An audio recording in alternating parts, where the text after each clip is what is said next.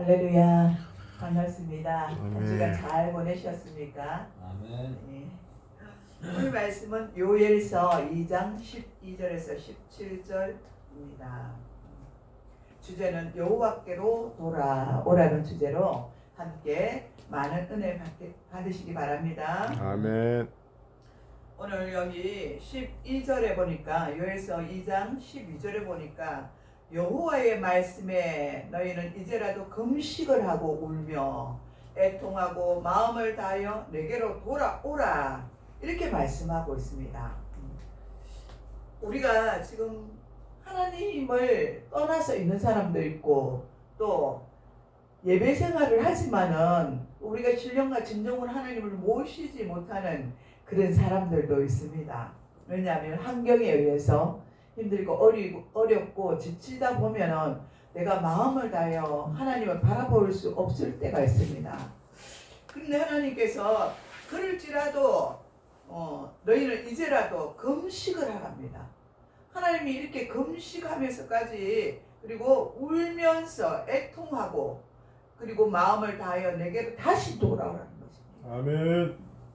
하나님이 우리에게 이런 음성을 들려주시는 것입니다. 하나님은 왜 이런 음성을 들려주십니까? 하나님은 우리를 너무나 사랑하기 때문입니다. 아멘. 그래서 그대로 내버려 둘 수가 없기 때문에 이렇게 말씀하고 있습니다. 요엘서는 이제 다시 돌아와서 이스라엘 백성들이 종으로 살다가 그죠? 400년 동안 종으로 살다가 다시 돌아와서 성전을 짓게 됩니다.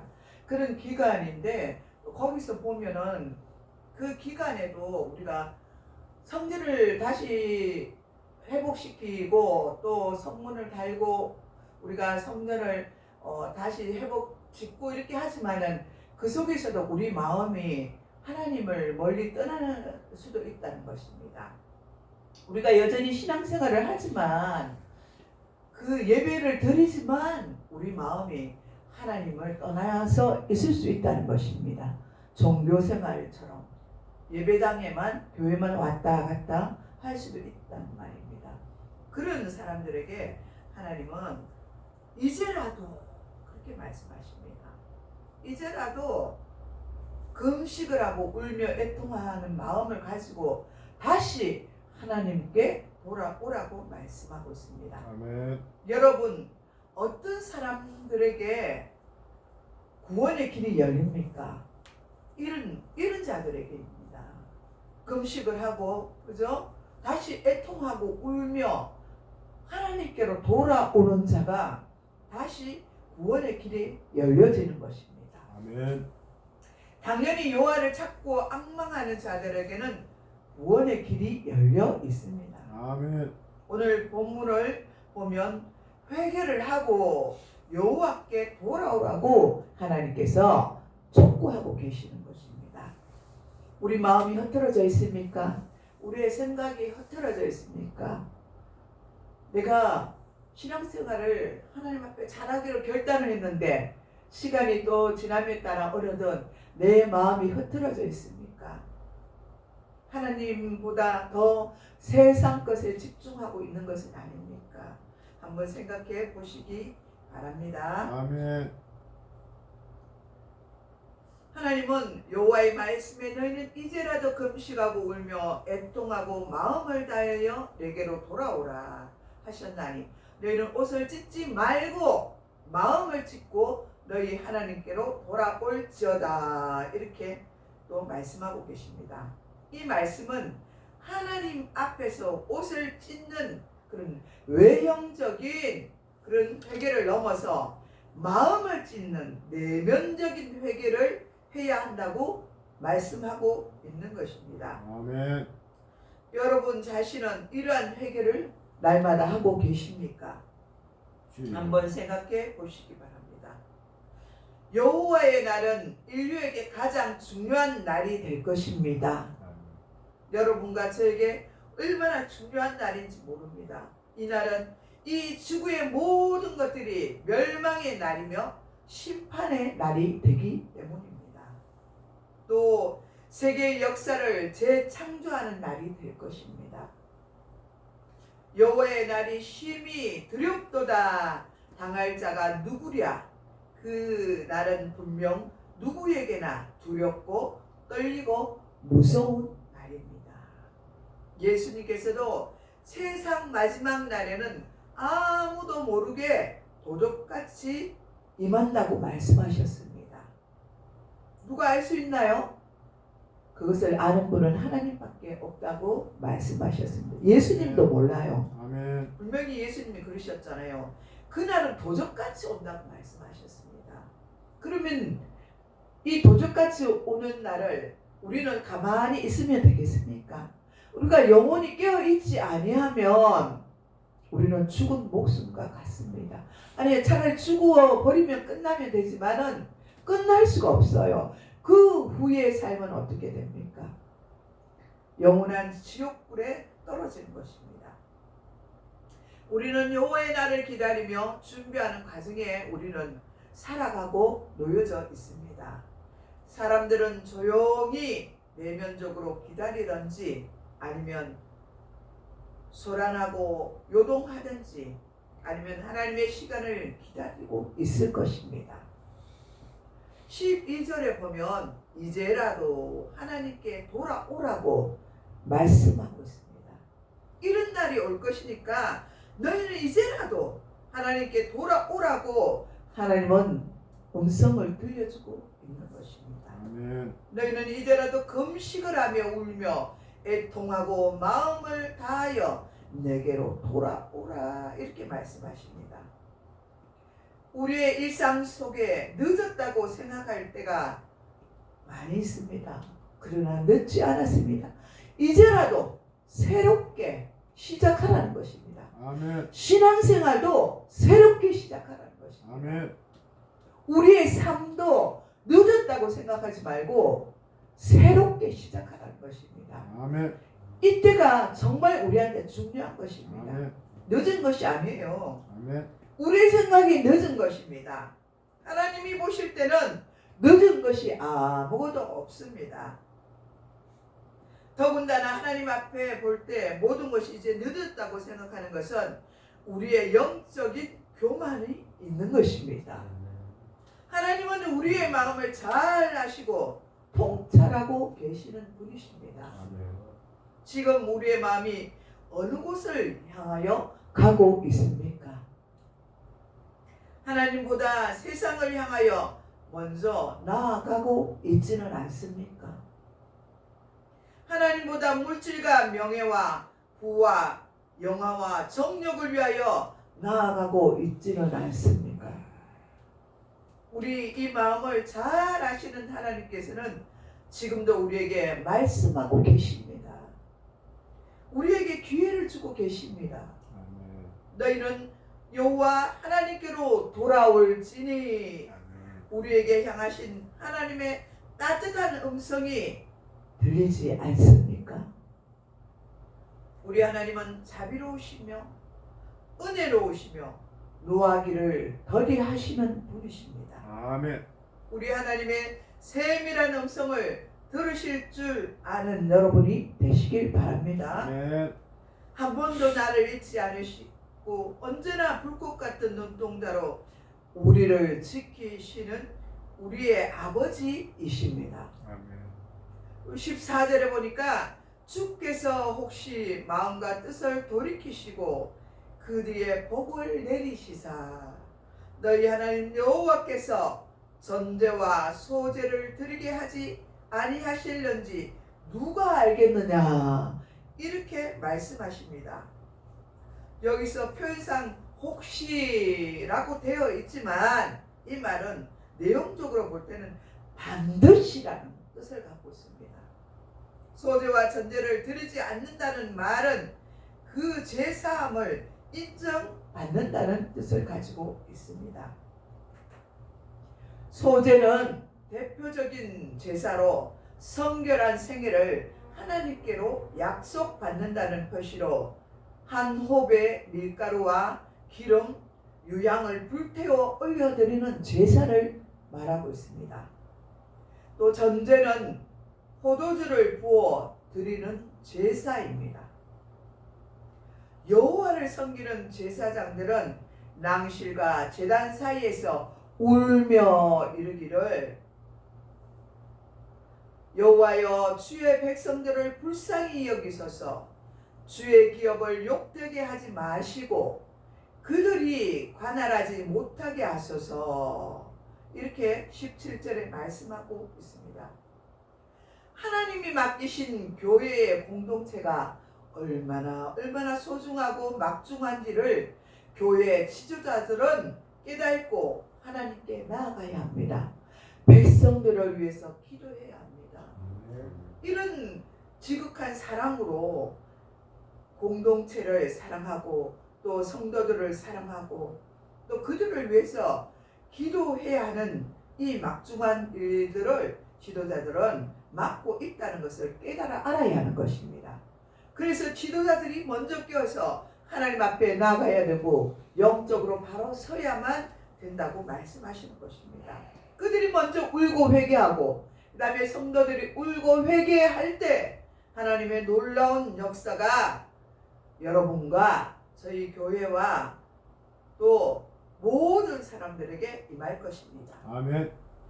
2장에는 회개하며 돌아오는 자들을 향한 하나님의 축복이 주어지심을 선포하고 있습니다.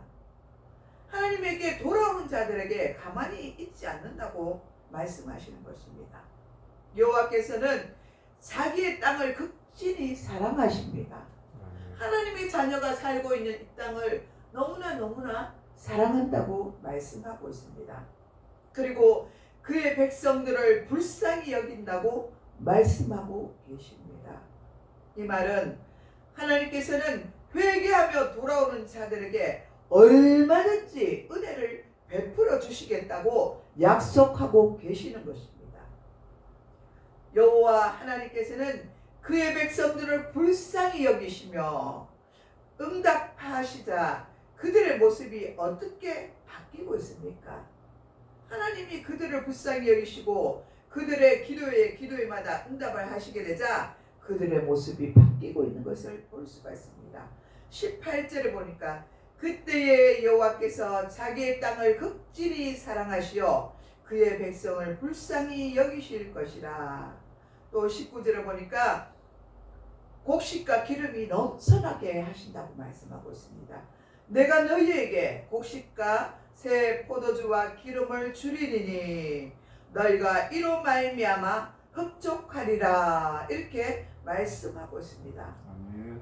그가 너희를 위하여 비를 내리시되 이른 비와 늦은 비를 너희에게 적당하게 주시리라고 약속하고 계십니다. 아멘.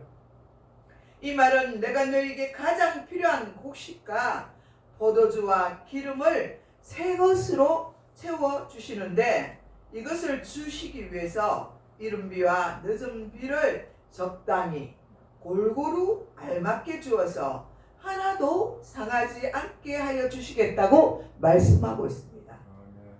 그러니 하나님이 주시는 것은 하나도 버릴 것이 없습니다. 아멘. 기쁨이든 슬픔이든 그 모든 것이 하나님의 뜻 안에 있다는 뜻입니다. 아멘. 여러분에게 힘든 과정이 있습니까? 어려운 상황 속에 있습니까?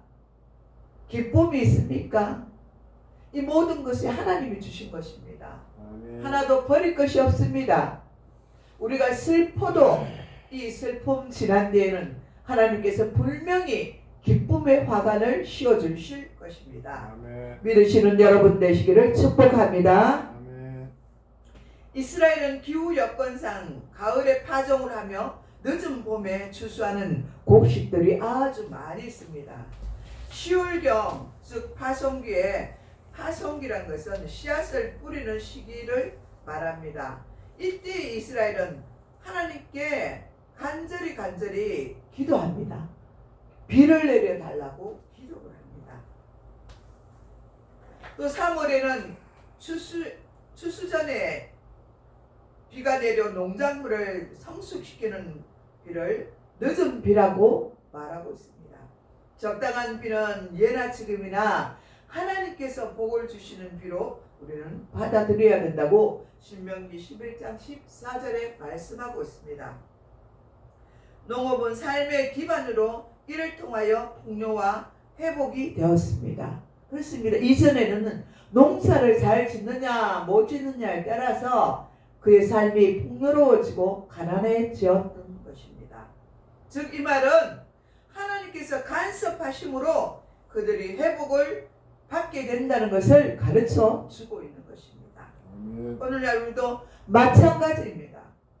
우리의 삶을 주님이 간섭하셔야만 복을 받을 수가 있습니다.